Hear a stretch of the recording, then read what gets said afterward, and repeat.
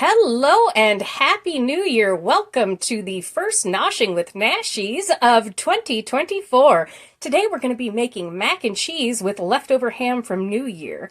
For that, we will need about 2 cups of chopped up ham. I have some Gouda or Gouda, whichever you say, that I'm going to shred up for the top.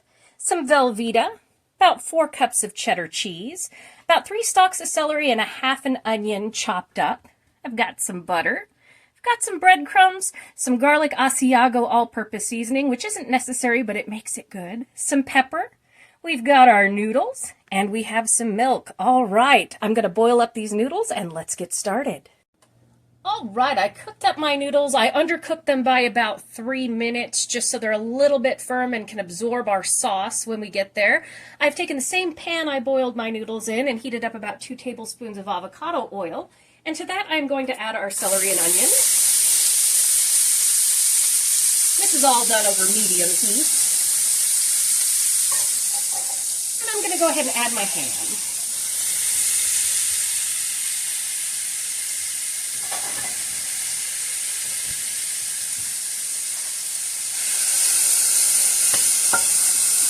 And I'm just going to cook all of this up until everything is translucent and the ham gets a little bit of a crisp on it.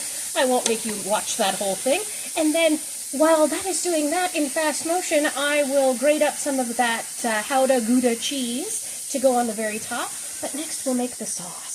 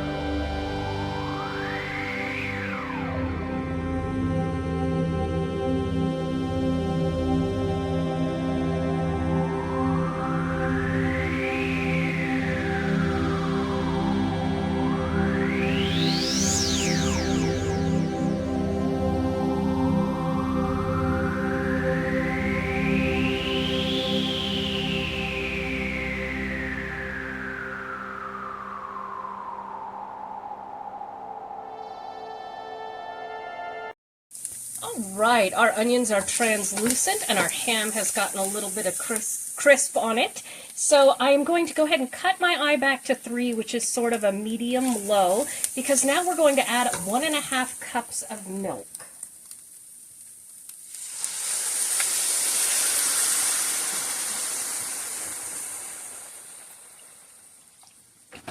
This is the basis for our sauce here, and then I'm going to go in with about 2 tablespoons of butter. I'm using salted.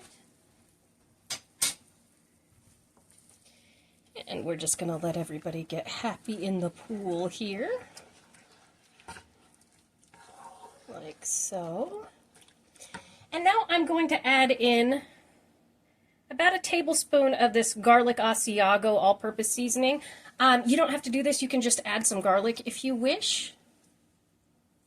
This is just kind of an extra oomph. It's got some seasonings in there, and I believe we picked this up at either Sam's Club or Costco. So, then I'm going to come in and hit it with some fresh cracked pepper.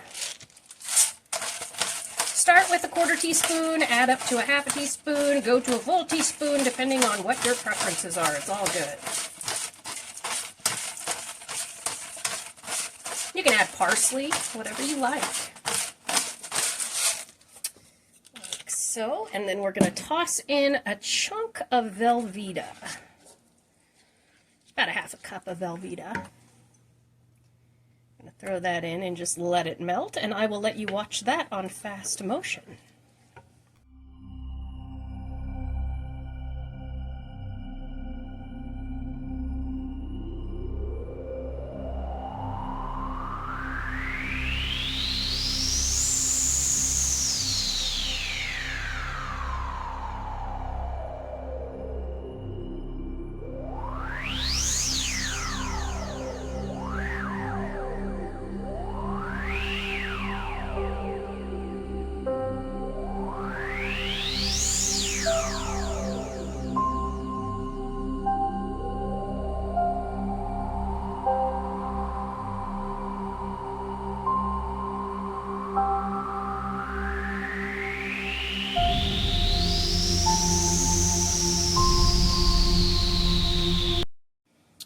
right, now that that Velveeta is mostly melted down, I'm going to start adding in our regular shredded cheese here, which is just a sharp cheddar.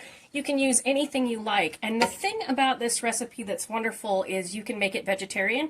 You can make it vegan by using broth, flour, and vegan cheese. You can make it with bacon. You can make it with buffalo chicken. Take some leftover chicken, toss it in some buffalo sauce. It'll be so good.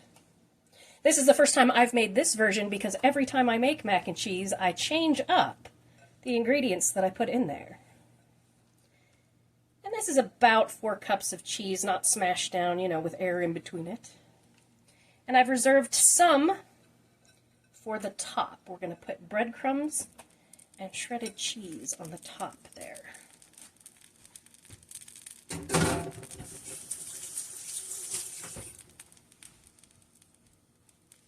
Just going to melt this all together, and then we will be adding in our noodles.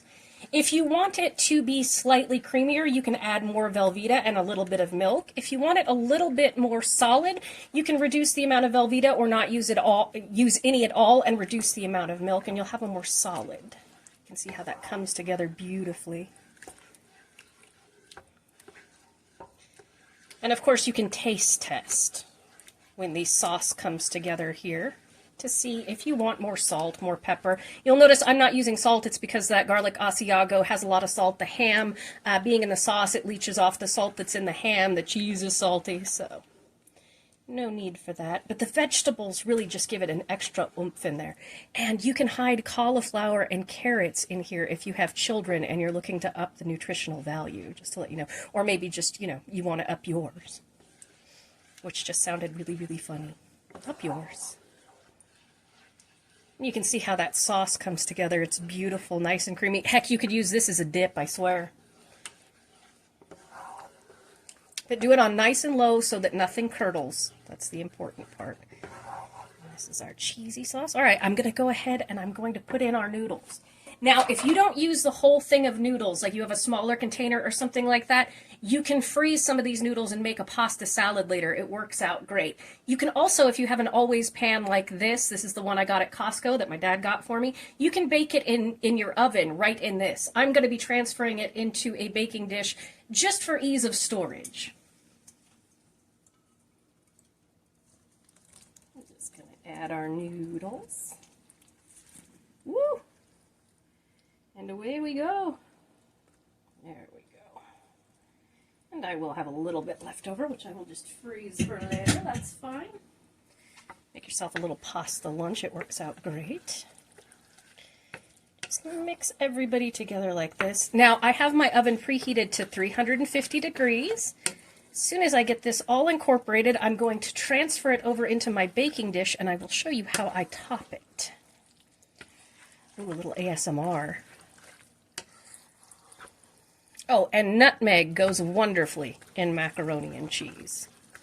I'm not using any because there was nutmeg in the glaze that was on our ham for New Year, so I don't need any for my cheese sauce. It works in there. You get a little sweet and salty. All right, see how beautifully that's incorporated? Now we're just going to spray some nonstick spray into our baking dish, and we're just going to transfer it. All right, here we have our macaroni and cheese that has been placed into our baking dish. I'm just going to top it off with a combination of that cheddar and some of that Gouda.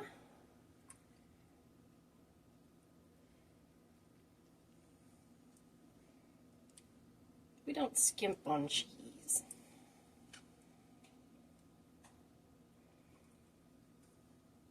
And yes, my hand is wet because I just washed my hands.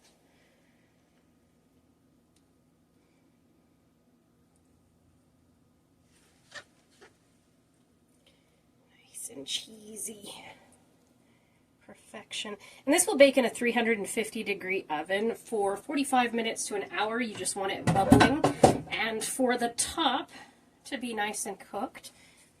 If it starts to get brown because of the breadcrumbs while it's in there, you can cover it about halfway through at the 30-minute mark.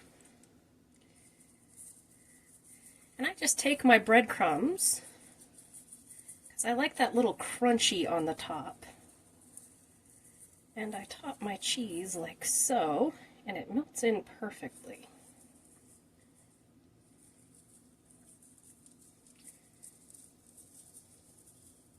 this is going to be a beautifully creamy mac and cheese. So creamy. All right, and just like that, we are finished topping that. So I'm going to put this in the oven for about 45 minutes, and I will see you then. And here we have our mac and cheese still bubbling fresh out of the oven.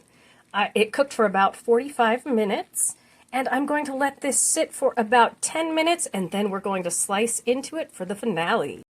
All right, and here we have our beautiful finished mac and cheese. I'm going to go ahead and cut us a slice here. Ooh, what a beautiful crunch that has. Make sure we get all the areas here. Oh yeah, that's a nice creamy mac and cheese. Let's make sure to get all of the extras on the plate here. We want our edges.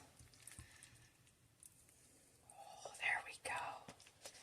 And there it is, our beautiful mac and cheese. Thank you so much for joining me for this episode of Noshing with Nashies. If you have enjoyed, please like, comment, share, and subscribe, and I'll see you in the next one. Bye!